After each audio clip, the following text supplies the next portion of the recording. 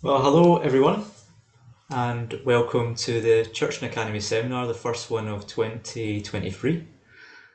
And just to let you know, the session is being recorded for YouTube and for Facebook, our social media channels. If you do wish not to appear, please do turn off your video feeds. There's still a few people connecting, so I'll just let them come in first.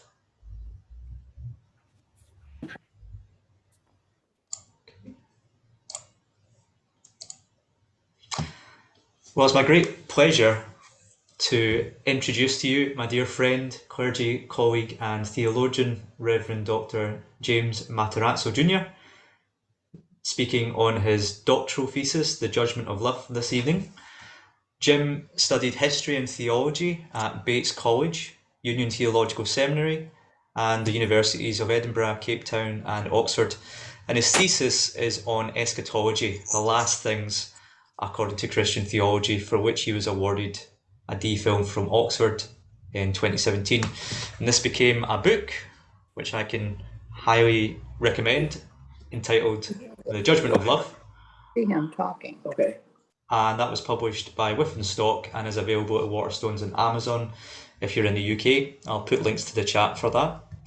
And he's taught at Ripon College, Cuddesdon, Boston College, and he is currently senior pastor at Glenview Community Church in Illinois.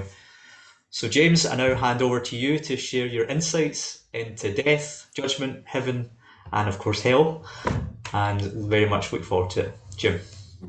Thanks so much, Lee. It's good to be here. It's good to see Lee again. Lee and I were at Glasgow University for 1 year, where I started my PhD, but Werner Jeanrot, who was the chair of theology at the time, was appointed to St. Benet's Hall, so we migrated together to Oxford, where I finished which became a D.Phil in Oxford parlance.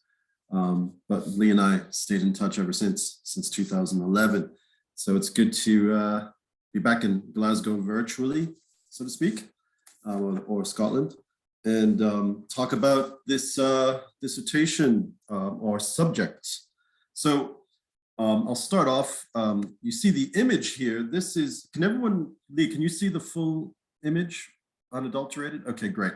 So this is a mosaic in Cefalù in Sicily that dates from 1148. It was done by Byzantine craftsmen from Constantinople for Roger II, who was the Norman king of Sicily.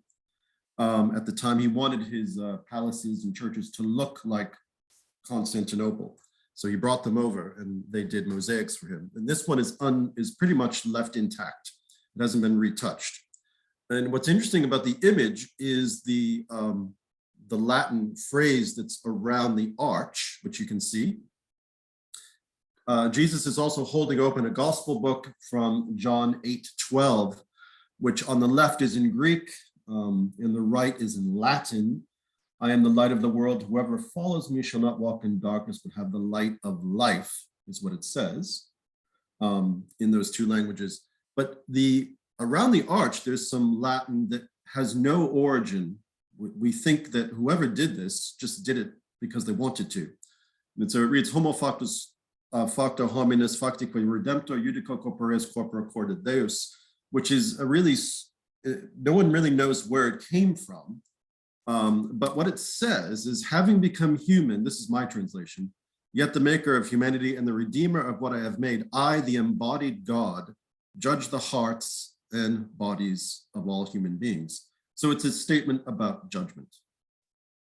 It's basically saying, I'm the judge because I am both God and human. having become human and the maker of what I have made and the Redeemer, I am the embodied God and judge of the hearts and bodies of all. So it's a really interesting statement, which is on the cover of the dissertation in the published form for that reason. Okay, so my proposal in this research was that divine judgment is salvific rather than destructive, which I describe aphoristically as judicandus est salvandus, which is a Latin phrase meaning to be judged is to be saved. And in other words, we're not saved from judgment, which is the traditional understanding, we're saved within it. So I began to look at this topic. And in a sense, it's a reversal, in some sense, of an Augustinian predestination, which understands the majority of humanity as non-elect. And as Augustine would say, a massa damnata, a damned mass, that most people are not saved.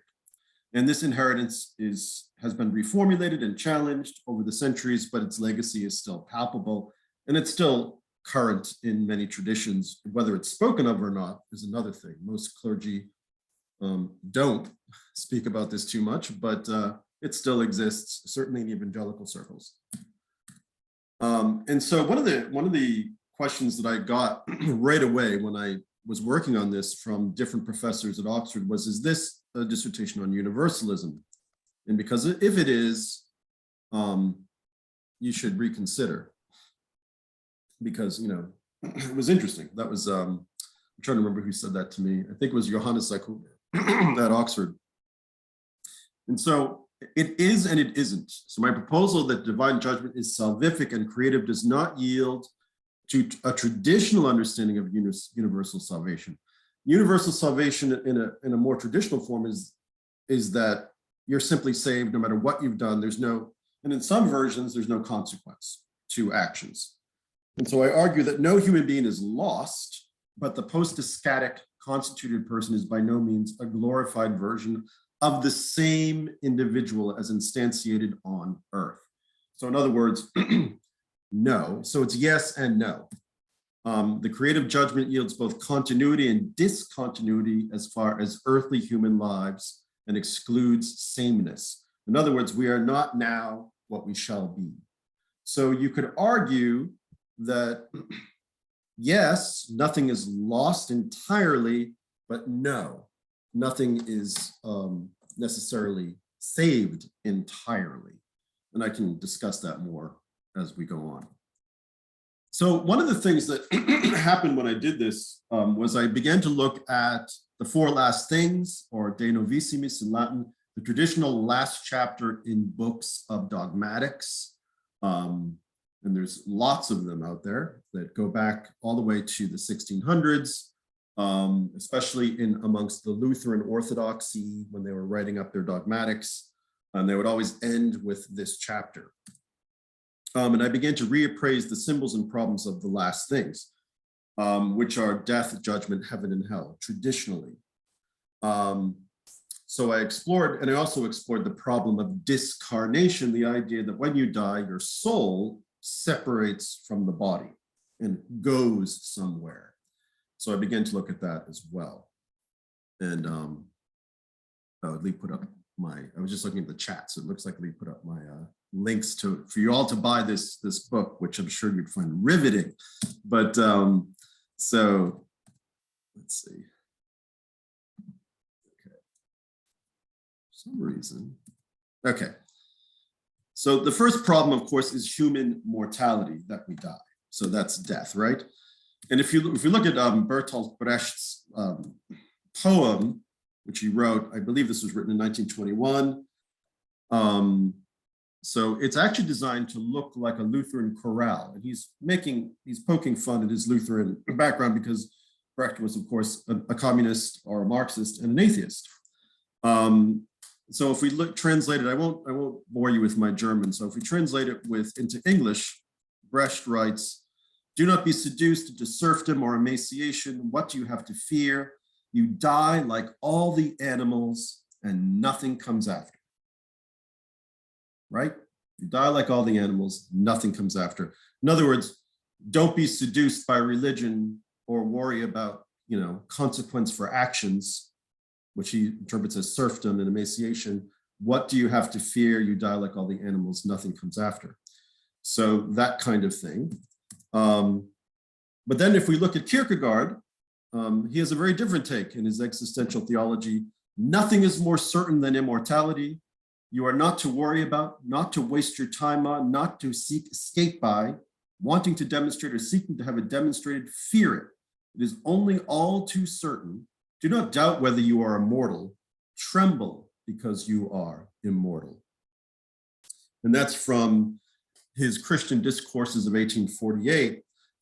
Because for Kierkegaard, you should worry. Unlike Brecht, for Kierkegaard, the fact that you are immortal is a given and you should fear it. Because if you are, then everything you do matters, right? If you are immortal, your record, your biography on earth matters and has eternal consequence.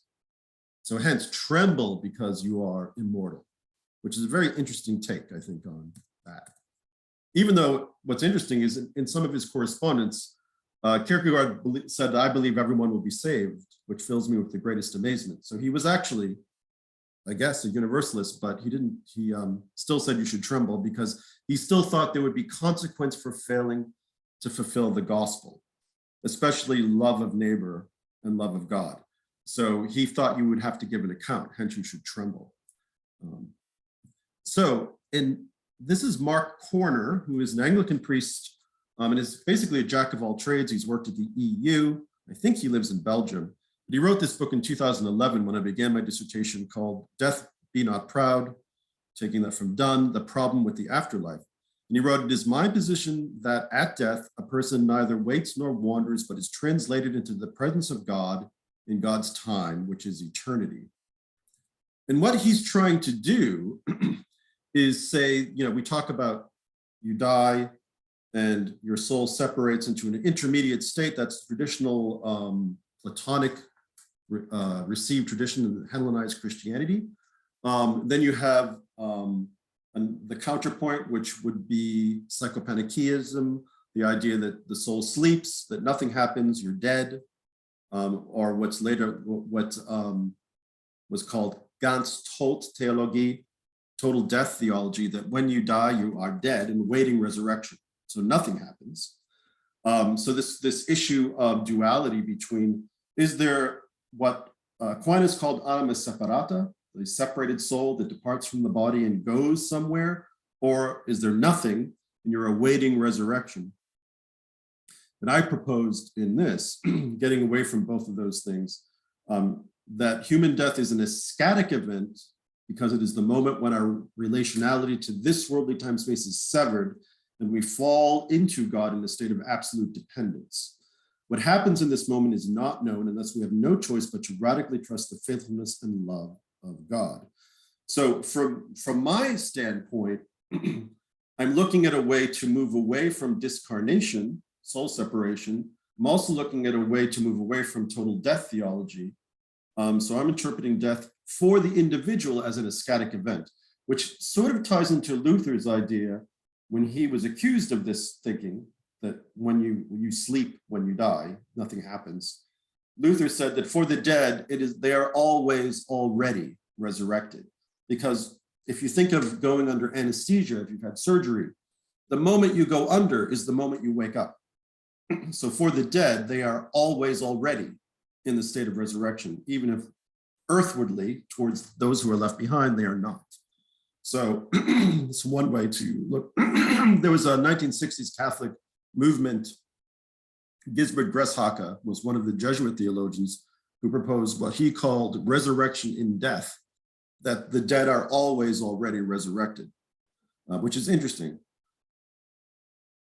Because what he was saying is if the dead share in God's eternity, well, God is not bound by linear time, which means that regardless of when resurrection happens in time space, the dead are always already experiencing non-time space, which means in a sense, they are with us and could even be aware of us because they're not bound by linear time space. So I argue against an intermediate state, which could be called purgatory, whether in the form of purgatory or less formally defined the intermediacy that you find in Eastern Orthodoxy and among certain Protestant theologians, such as Schleiermacher, who talks about the Zwischenzustand, the intermediate state, or Jerry Walls, the Methodist theologian, who also defends a Protestant interpretation of purgatory. Since I do not hold to the scholastic concept of anima separata, which Aquinas develops, which is really Aristotelian, I argue that the intermediate state is a purgative, atemporal, and ascetic event within the divine judgment. In this sense, all human beings go to purgatory. For citing Paul in 2 Corinthians, we must all appear before the judgment seat of Christ. Thus, there is no intermediate or purgatorial state apart from divine judgment. So if there is a purgatory, it's the judgment itself, not a separate state. So looking at hell, which actually there's quite a bit of material in the book about hell, and I didn't even know there was a concept for this, but apparently it's called infernology. So if you study hell, you are an infernologist. And it's a bit depressing to study hell too much. And I did look into the problem of this doctrine because it is the most problematic symbol of judgment. The very concept that human sin, which is finite, this gets into David Hume's, who was of course an atheist and a Scot from Edinburgh, who was highly critical of the Church of Scotland. He said that, if sin is finite, no matter its gravity, how can it deserve an infinite punishment, which was his critique of his inherited Calvinist background. And so I argue that this is a problem because it makes the traditional understanding of hell a problem of evil with God as the author. Now, there's lots of spilled ink about this topic, about exonerating God from any responsibility for this, and that's all in the book. I don't go into it here, but William Lane Craig tries to defend hell in various ways. You can read about him. There's lots of others. So I argue that all arguments that seek to defend the doctrine of God as amenable to everlasting punishment fail. Thus, hell must be redefined but not discarded. The symbol of hell is part of the Christian tradition. So basically, I keep it because Jesus speaks about it clearly, even if he's using it in terms of a warning, it's still there. It's also part of human experience on earth in the form of horrendous evils. When Karl Barth was asked about hell, he reportedly said, he basically said, why are you worried about hell in an afterlife? We already have it here and now. In other words, hell is here. We know what hell is. And he was, of course, referencing World War II. So I provocatively redefine hell not as punishment or damnation, but rather as a post-mortem ascetic experience issuant from the love of God, in which all that is non-love in persons and humanity as a whole is purged. And so this gets into this idea of universal salvation. If part of your biography is purged and discarded, then are you the same person ascetically that you were on earth? And the answer is no, you're not. So that's the interesting thing. There is a discontinuity if that does happen. I look at four, in the book, I look at four theologians that look at this issue, and they're all noted for being soteriological optimists. And they've been they're variously either universalist outright or passively.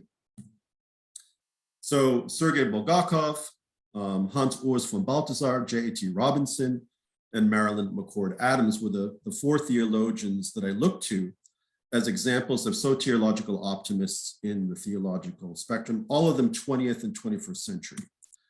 Sergei Bulgakov was a Russian theologian, probably one of the best Russian Orthodox theologians of the 20th century. In fact, Andrew Louth, if any of you know who Andrew Louth is, he's been arguing that Bulgakov should be glorified, which is the Orthodox way of canonizing a saint.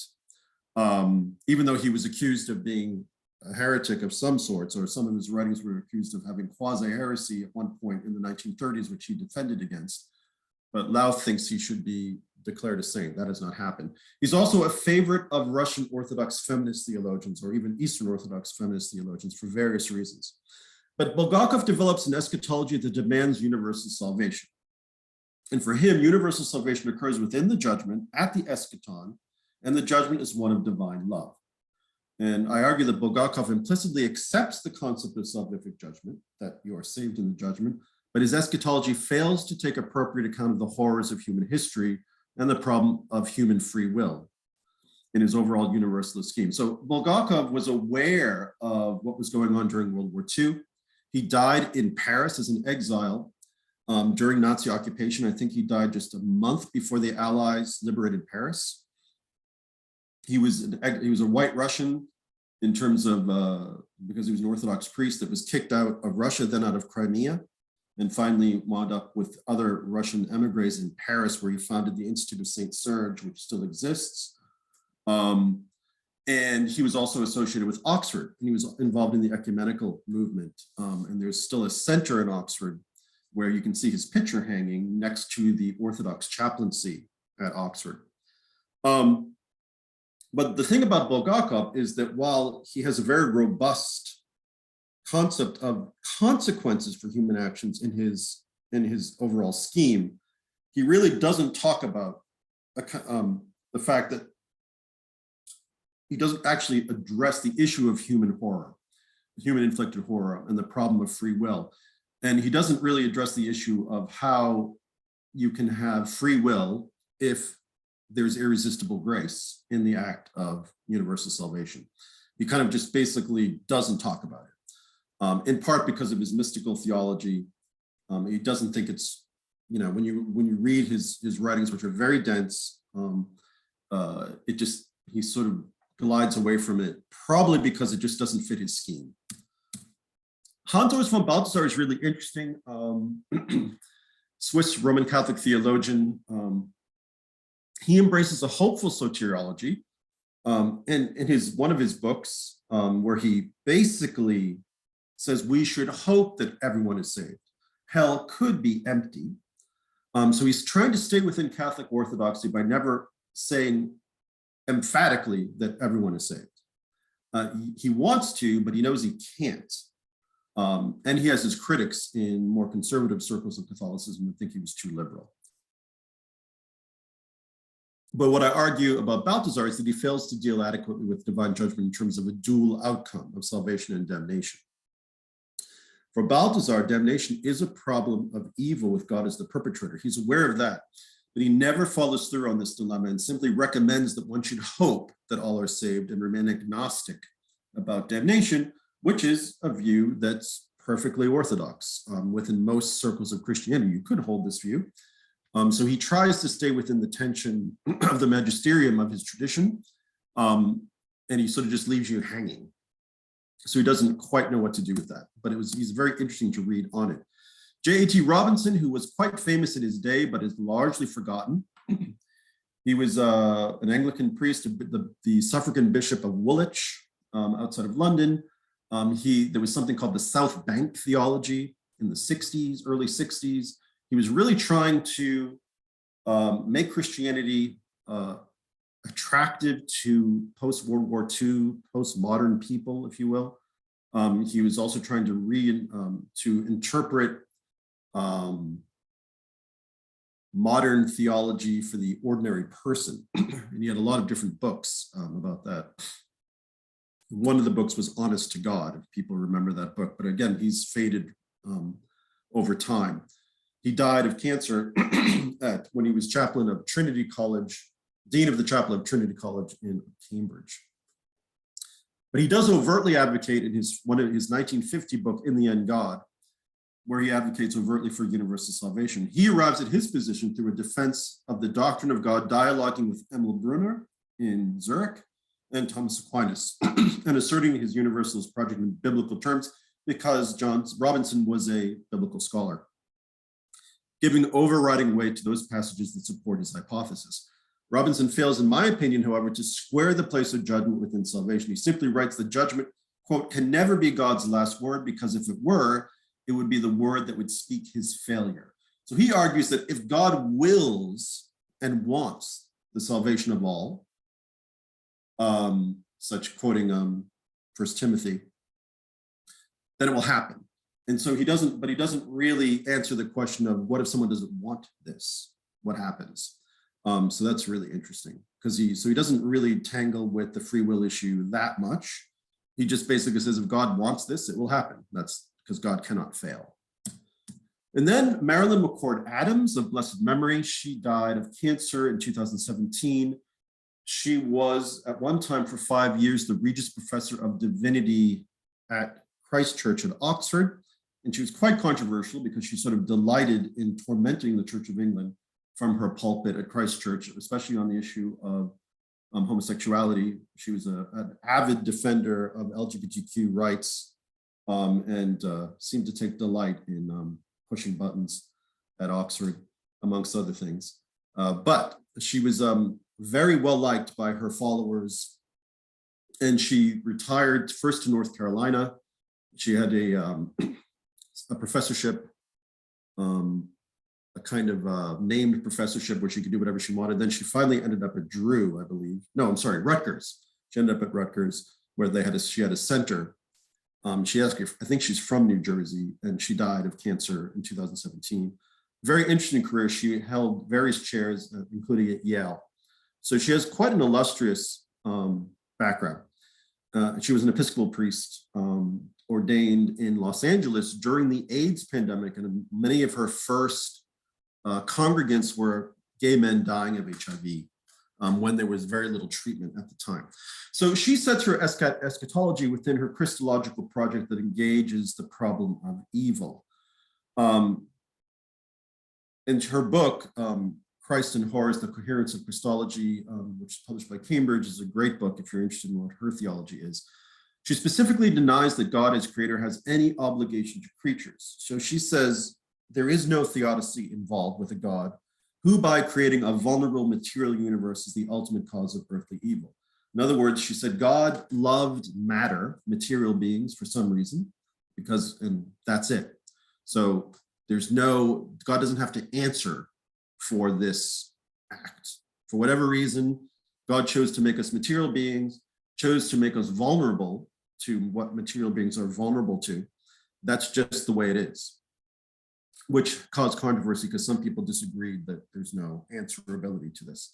She embraces universal salvation overtly. However, her reasoning for it is unique. For Adams, the horrendous evils of human this worldly existence mean that human freedom and human responsibility are by default attenuated.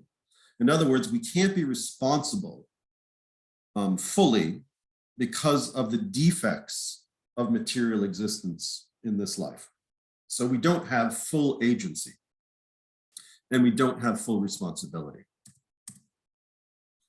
Salvation for Adams is in effect divine contrition. And this is really interesting. God, who has allowed material evils, will laterally grant human beings by way of compensation fully meaningful existence in the eschaton. In other words, in the next life. So I found that interesting. While I find Adams' idea that human beings on earth are not truly free, I found that compelling.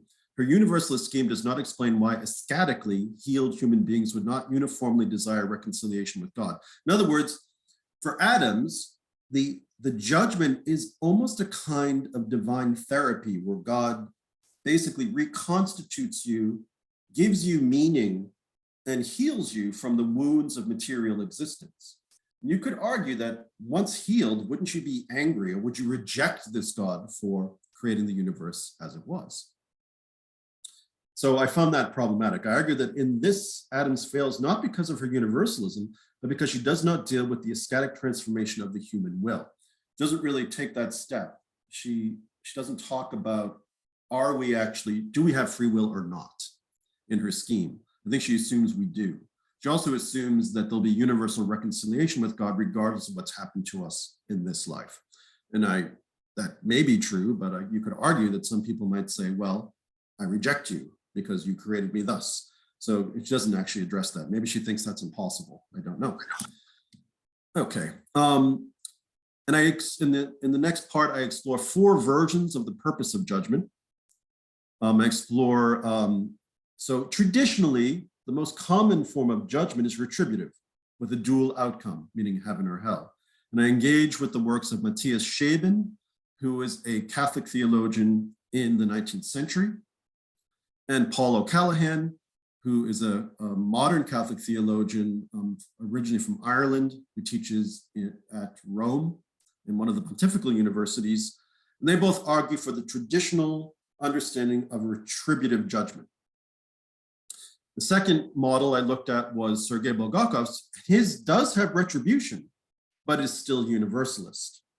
And so Bulgakov says, yes, everything you do matters and everything will be punished, so to speak, but the outcome is universalism. Then I looked at Jürgen Moltmann, who has a non-retributive, rectifying and universalist scheme. So Moltmann says that there is no retribution from God for sin, but rather God rectifies or makes you right.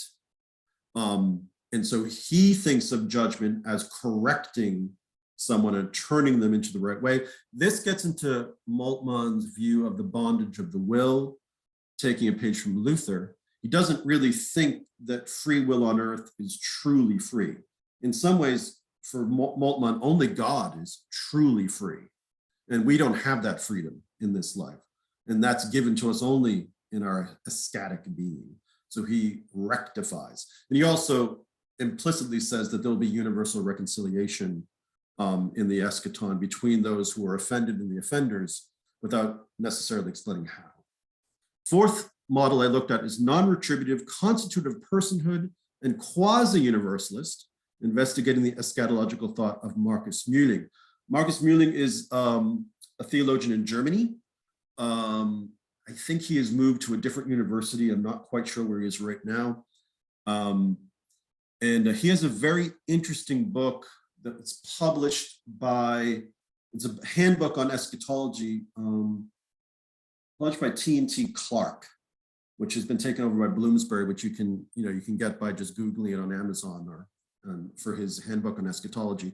Very interesting. Takes a Lutheran perspective, but a neo-Lutheran perspective. So for him, he's sort of Moltmannian. Judgment is not about retribution, but he says our true personhood, our true humanity is only given in the eschaton. The true human being for Mühling is the resurrected Christ. So only at that point, when we are resurrected and glorified, do we become truly human. Right now, he would say we are human becomings, but not fully humans yet. We're on the way to. And the quasi-universalism is that what Mühling says is that the judgment, only that which is worthy of salvation will be saved. So the person you were, only those things that pass what he calls the twofold test of the gospel, love of God and love of neighbor, will survive the judgment or endure the judgment. So that which you become is different than that which you are now, which I found very compelling. I took a page from Paul Ricoeur on his philosophy of recognition to define judgment as absolute recognition. I propose the divine judgment is the event of absolute recognition, the event where you are absolutely recognized by God, and you recognize yourself for the first time fully, and you recognize the other fully in a way you cannot do in this life. It is this recognition, which may be harrowing because you see everything that you did not see before, that initiates the process of transformation and glorification. This event is not bound by earthly time, space, or locality.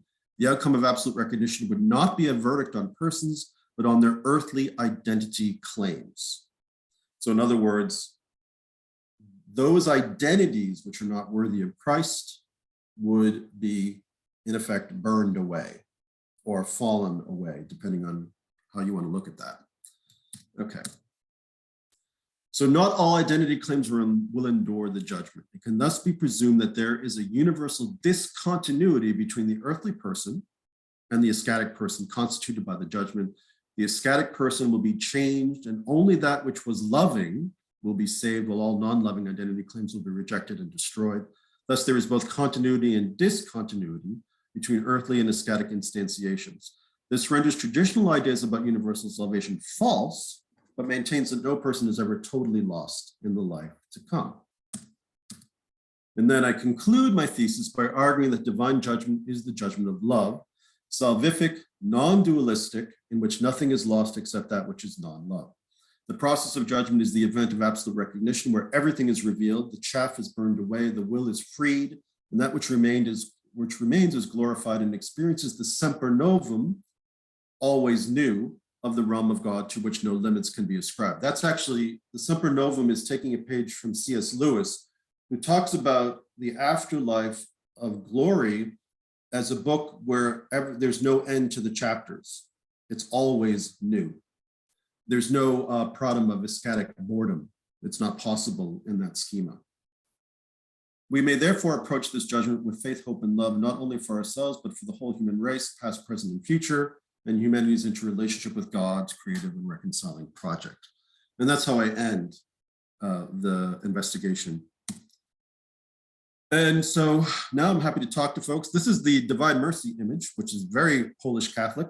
The slogan in Polish is Jezu ufam tobie, Jesus, I trust you, in part because I think that to die as a Christian is to die into trust, because that's all we have. Taking a page from the Polish mystic Maria Faustina Kowalska. Even though my dissertation was pretty much thoroughly ecumenical, and I'm a Protestant minister, I find this idea of radical trust compelling. All right, so that's it. Well, thank you so much, Jim. And if anyone now has any questions, if you just raise your hand on camera or use the Zoom raise hand icon, and we can get around to you.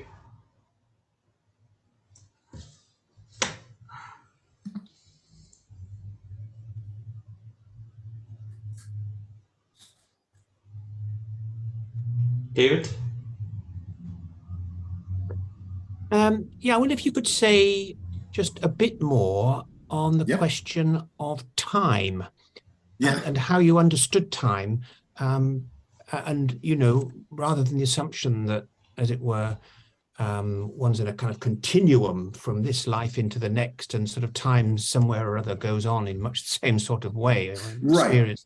So how did you deal with the question of time? It's interesting because my external assessor was Antje Jackelijn, the former Archbishop of Uppsala in Sweden, who talks about this issue of time in her work in theology.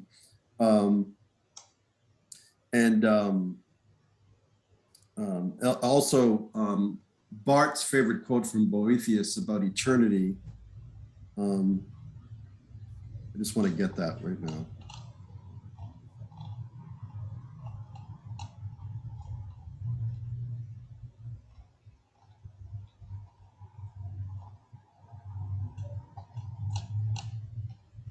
Yeah. 1 second.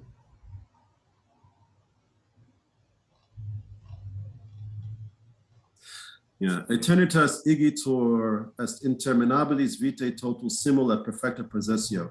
Eternity, therefore, is the unending, total, and simultaneous possession of life. In other words, the atemporality of divine life. In other words, for God, there is no linearity to time. The time is simultaneous, which is impossible for a linear being to comprehend. So that issue of time or time space, I would say that in the ascetic realm, it does not exist. So time is an artifact of the fall, if you will, the ticking of the clock, like a metronome. There is no time in eternity. So eternal life is timeless, meaning that it's not infinite time. It's not unending time. In other words, I've been in heaven for 1 billion years. There's no such thing as a year or a second. There is no time, which again is extremely difficult to get your head around.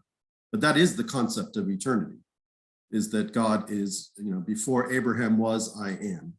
That idea that God is a being that is not possessed by past or future, just is. Does that make sense? Well, Yes, it does, in the sense that I don't understand it really, any more than you do. But the language of eschatology has no option but to be temporal. Yes, In a certain that sense. sense, So all that's that you've true. spoken of this evening, yeah. As in the last thing, because it would only be the last thing for temporality. In other words, it implies that the last thing is the ending of time space. If you take it that far, that, the last thing means time ceases to exist. Now you could argue against that, of course, but it's an interesting dilemma. And my scheme definitely implies that the ascetic life is outside time and space, that it's not bound by linearity at all. And also my concept of God is also non-linear. So in other words, if you think of it this way, like, all of the history of the universe for God is viewed all at once. Does that make sense? Not to a human mind, it doesn't make any sense. No, exactly. Philosophically, it makes sense, but not actually. Right. So my solution, of course, is to embrace that concept of timelessness. But I also admit that it's impossible for a time-bound, finite creature to comprehend what such an existence could be. I admit that there's no way to wrap your head around it, other than philosophically. You can get the idea, but you can't imagine it happening, which is also a radical disconnect between earthly life and eternal life. So most people's, in a pastoral setting, most people's idea of heaven is more of this life in a perfect form. As one theologian put, you can only look at the azaleas so long without being bored. In other words, if heaven is Eden, a lovely garden with lovely flowers, would that be a form of hell? Because you'd be in this lovely garden with lovely flowers forever, with the passage of time. Well, that yields to a bad infinity, to use Hegel, a bad infinity. So that issue of ascetic boredom, which would be, of course, boredom is a product of time. So it's interesting. But most people do think of the afterlife as a kind of Elysium. That's what we've been brought up with. But there's really nothing in the Gospels that can yield to that. Not really. Other than no eye has seen nor ear has heard what God has in store for those who love him. In other words, it should be radically different. So. Scary. I don't know. I have a kind of question that kind of goes back to that, in that during the coronavirus pandemic, I felt like the public face of the church, and especially, Church of Scotland, Anglican Church, yes, was far more comfortable talking about temporal matters. So, for example, wearing a face mask as your Christian duty of love to neighbour. But at the same time, I felt it struggled to articulate much about, if you like, eschatology, the last things. And particularly at a time where, people are dying by themselves in hospital, people are dying suddenly before their time from an unknown disease. It seems to me that was like the high moment for the church to actually say, this is suddenly all quite relevant, but really struggled to articulate it. So I wonder where you see ideas of eschatology in our church practice and in our ministerial practice. Well, twofold. Obviously, we believe in life and the preservation of earthly life. We don't believe that, the critique against Christianity by, say, Marx is that, well, don't worry about this life because heaven is much better. So, yeah, this is miserable, but who cares? Hence the opium of the masses, That's what, No, I don't hold that at all. I think this life, we should struggle to improve this life on earth as best we can. So on the one hand, obviously taking measures that you could argue that to love your neighbor, you should do whatever you can to keep them safe and keep yourself safe. That's all fine and good. the failure of the church during the pandemic was, especially in certain churches, was this idea that the response of the clergy should be to stay home. In other words, stay home, maybe by Zoom. While traditionally during epidemics, the people that were actually visiting people during the plague were clergy. They were the only ones that would do it. Now that may have meant they were put at risk, but you know, you were taught that at the time the mantra was, you know. So some of my colleagues and I who didn't feel as at risk as others said, well, maybe we should contact the Red Cross and see if we can get PPE, personal protective equipment, and go in to make sure people don't die alone in the hospital. But there was no mechanism to do that. There was no interest in doing that. There was no way to do that. There were some people already in the hospital system doing that by themselves, who were probably exhausted from it because they were already there. But there was no imperative to do that either. So, and also most of the ecclesiastical authorities did not want us to do that. So it was a huge disconnect between pastoral care, almost like, you know, save yourself, you know, don't, you know, get, you know, and not that I wanted to put myself in harm's way, but at the same time, the idea of people dying alone without benefit of some pastoral presence was pretty horrifying. So just to kind of elaborate on that then, let's say you did get in the hospital and you're sat by the bedside of someone dying alone and you've written this PhD thesis on the last things. What are you saying or doing? Oh, I see what you're saying. What's the pastoral implication? Yeah. Obviously, you don't talk about this stuff at the bedside with someone who's dying. Oh, my admonition at the bedside is simply, we die into trust. We die into faith, hope, and love. We don't know what's going to happen. I won't do platitudes like, I know, or you will see your wife. She's waiting for you in, you know, in the celestial living room with tea and crumpets. No, not really, but you don't have to say that. What you have to say is, you know, we die into trust, into love. We don't die, you know, and so, you know, it's very hard, but what else do we have besides trust? You know, Albrecht Ritschl said that, you know, religion is trust, ultimately. So I think that's what I would encourage, like, you know, now you could say if someone had no faith, what would you say? And then I would say, well, I believe that there is something greater that we don't know. So I can't tell you what it is, but you know, so in a sense, you have faith on behalf of, which is often what happens to clergy, right? You're the one that has it, they don't, if you're in that situation, which can happen. And that's happened to me before too. So it's almost a proxy thing, but you're trying to give comfort and ask the person to trust. And if they don't trust themselves, then to trust you that you believe it and hope that they, you know, can embrace that at the moment. I don't know if that's helpful, but. Do you have any other questions?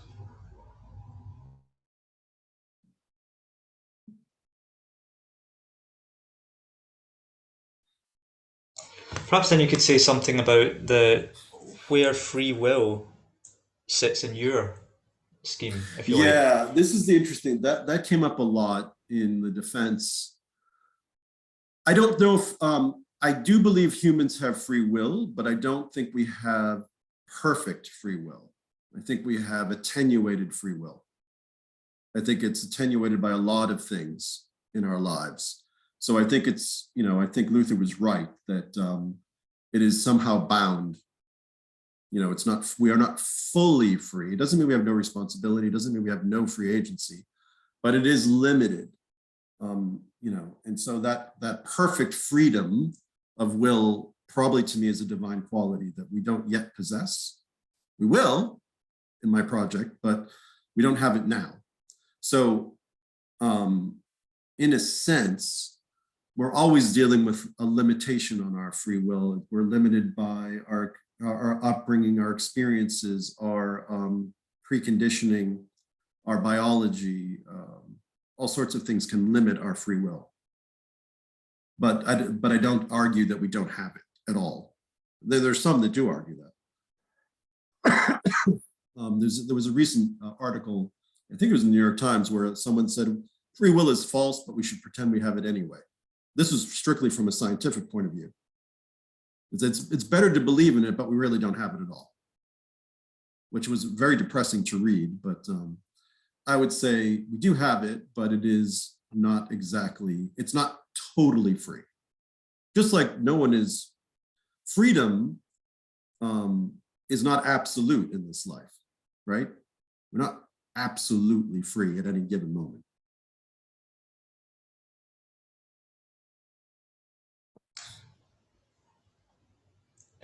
Tom, would you just like to unmute?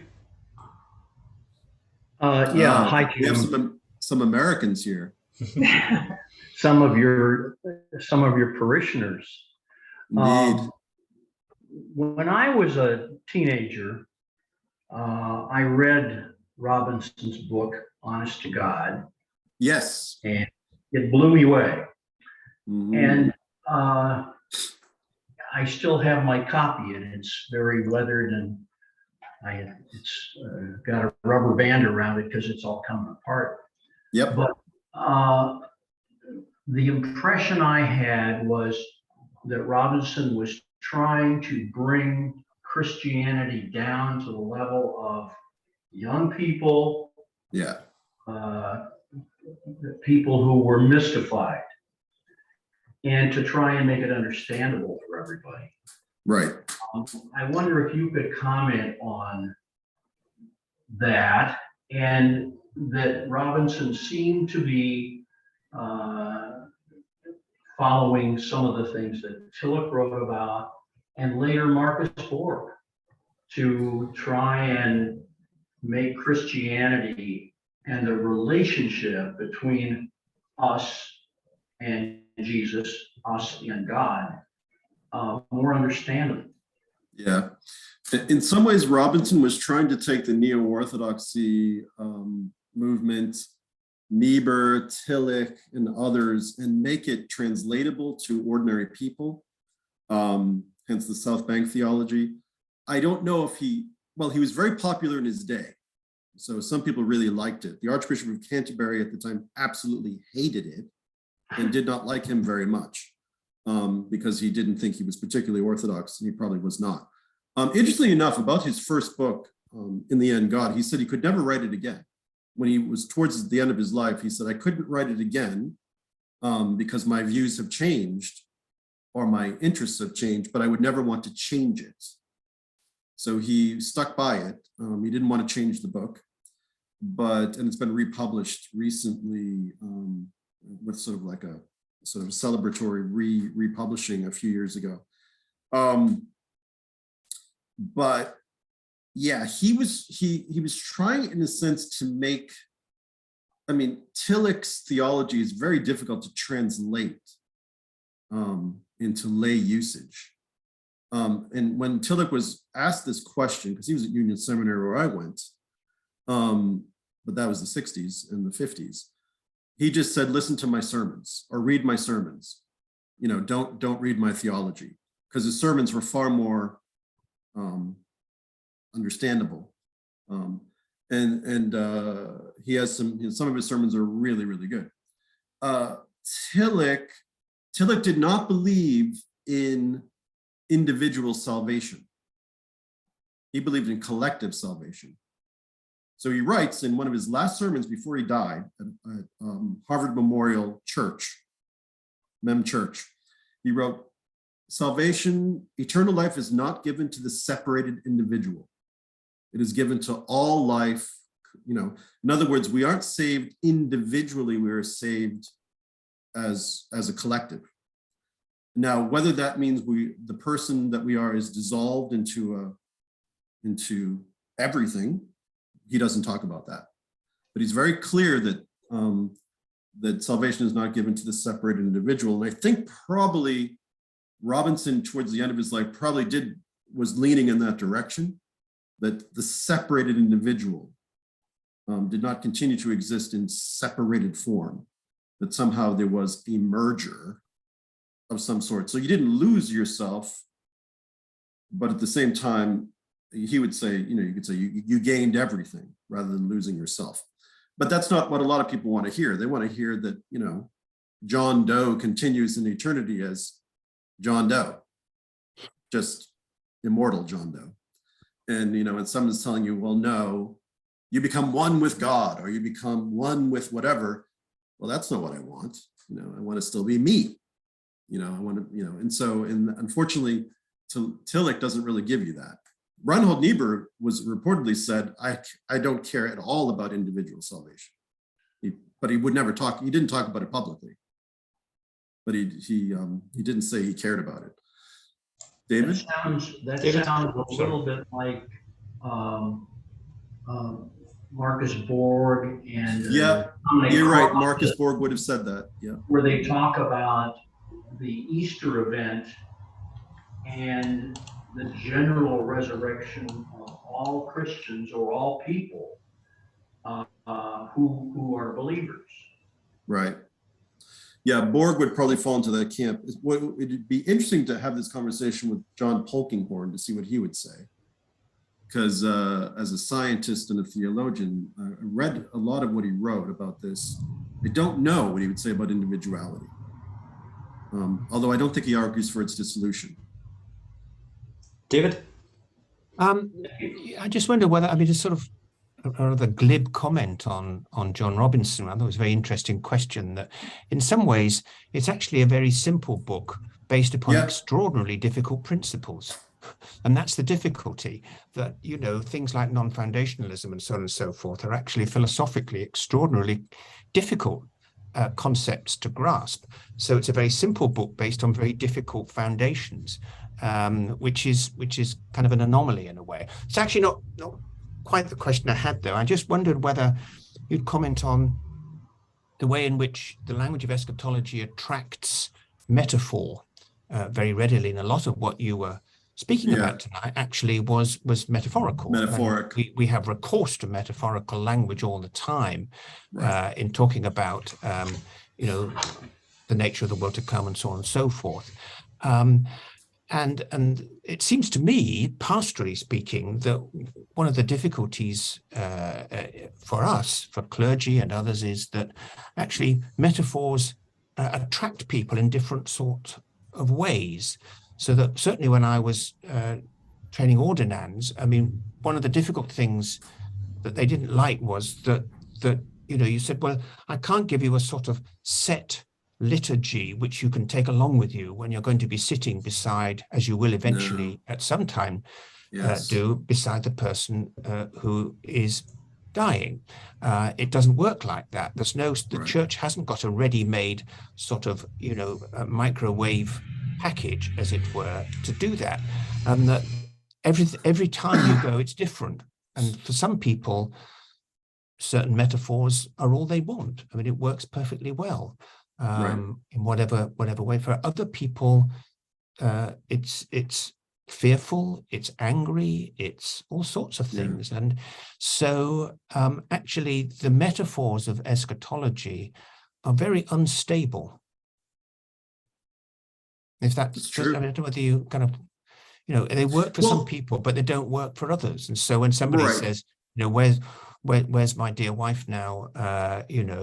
There's a glib answer, she's with God or something like that. But that might be very helpful, or it might be completely unhelpful. I find it pretty unhelpful myself, really. Yeah, she's with God right now, but she's not with me. In other words, there is the ability to sit with someone who is dying is very difficult, which we all have to do, or we will have to do. There, as you say, there are no ready-made answers, or there's no guide. And sometimes it's just the ability to sit and, nothing else, which is also fearful. Some people won't do it. They don't want to be there. It's terrifying. It's confrontation with mortality for themselves and others, and they don't want to do it. So I totally understand that. But you're right. My work would not be a very good handbook to read before sitting with someone confronting mortality, because it's not a pastoral book. It's not meant to be, really. It's really a work of systematic theology, I suppose.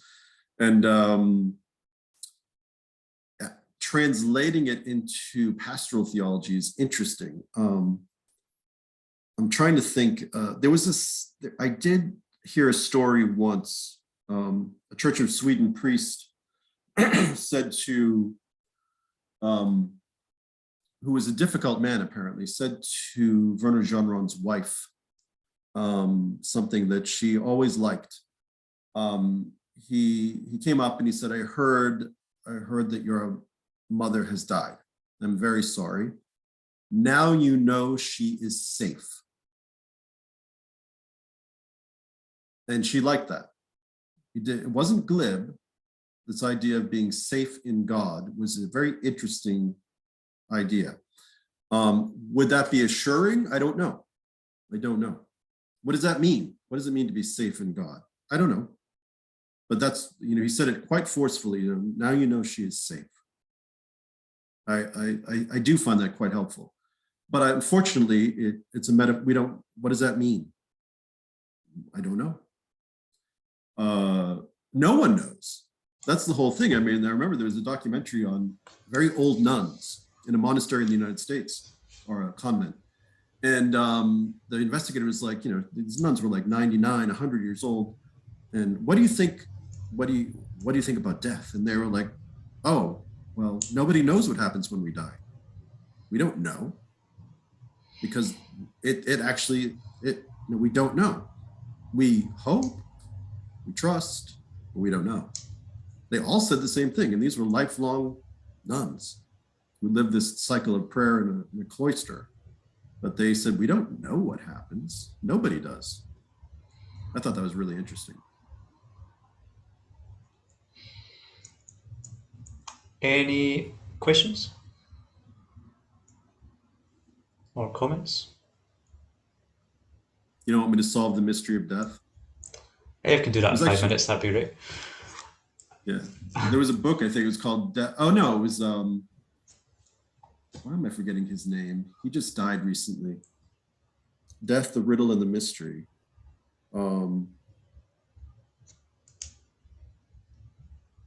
German theologian. The book in German, which is called Death, being Germanic, just went right to the point.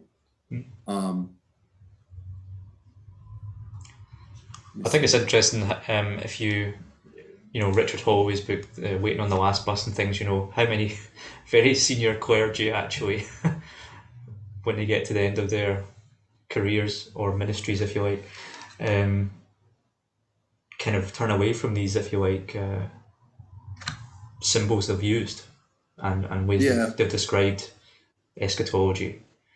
One of the things I was wondering about, because we do see this in like funeral practice in the UK, for example, the idea of having a funeral without a body, or direct cremations now is all over the TV because of the cost of living crisis. People think having a direct cremation is a great idea. Is where the body fits into your scheme of salvation and judgment. And because obviously a lot of the metaphors that we hear are quite sensory metaphors from Jesus, and I think that's feeds into this preoccupation, if you like, with the body somehow suffering or being involved in the eschatology. And obviously resurrection as well, but as the purging part, if you like, as well. Right. It's interesting. So the theologian I was thinking was Eberhard Jungel, who was a big total death theologian. He said, when you're dead, you're dead. You're waiting for resurrection. There's no intermediate state. But yeah, there's. I read some theologians when I was doing this work. My favorite was, I can't remember his name, but I called him the body snatcher theologian, because he said that when someone dies, the dead body is a facsimile that God puts there because they're already resurrected. So it's not real. And I was like, okay, this is a little bit crazy now. You know, in other words, he's trying to reconcile when is the person resurrected, what happens to the body. And so he basically said that the corpse is not really the corpse. And I was like, yeah. So no, but yeah, this came up in early church stuff. What happens when a martyr is eaten by lions? Does that mean that the person, you know, is resurrected with the lion? Or, you know, there were all sorts of questions in the early church about what happens, you know, when these martyrs were martyred in various nasty ways to the corpse. And to this day, Orthodox Jews do not allow cremation because of the belief in resurrection at the last day. And some Christian sects also do not or discourage cremation. Yeah. So what does bodily resurrection mean? So the real question would be, when Paul says we shall all be changed in a moment, in the twinkling of an eye, at the last trumpet, does that mean that our original body is resurrected as is? Or does it mean that we are transubstantiated into something else? Because, so let's put it this way, was the body of Christ resurrected the same body that was on the cross? In meaning, or was it radically changed at resurrection? So if anyone has seen the altarpiece by Matthias Grunewald, the Isenheim altarpiece, do you know this? It's a quite graphic crucifixion scene, and then you turn the panel, and then there's this glorious resurrection scene where all the wounds are glowing, transformed. Like the skin is gold. Like the crucified Christ versus the resurrected Christ are radically discontinuous. Everything has been radically transformed and glorified. So does glorification at the resurrection mean same body, or does it mean you are transformed? You know, what, and my interpretation would certainly yield to the latter. So I do not think there's a continuity of the flesh as is. Since by definition, our bodies are mortal and decay. Well, there can't be mortality and decay in the life to come. Then, of course, you have passages like, you know, flesh and blood shall not inherit the kingdom of God. So what does that mean? So, you know, you have to deal with these strange passages. Although I'm not dispensing, so like, you know, Schleiermacher probably, Kierkegaard probably did not, just like folks in the 18th century, probably did not have much interest in bodily resurrection.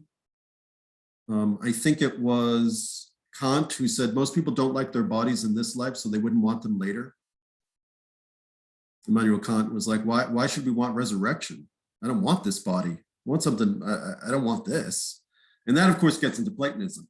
You know, we want to get out of the body. We don't want bodiliness.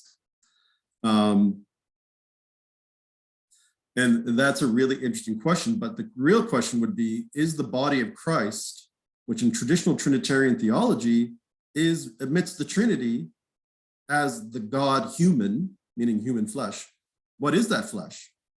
Is it like this? Not to me. I don't think so. So what is the change? When you say bodiliness, what do we mean? Do we mean as we are now or something else? And I have to admit with Kant, I'm like, well, I'd like a new model. An upgrade would be good. Something that doesn't bleed, you know, or age, or, you know, get sick. I think I'd go for, you know, something else. So there's something to be said about that, without discarding the body entirely. Are there any final comments or questions before we draw to a close?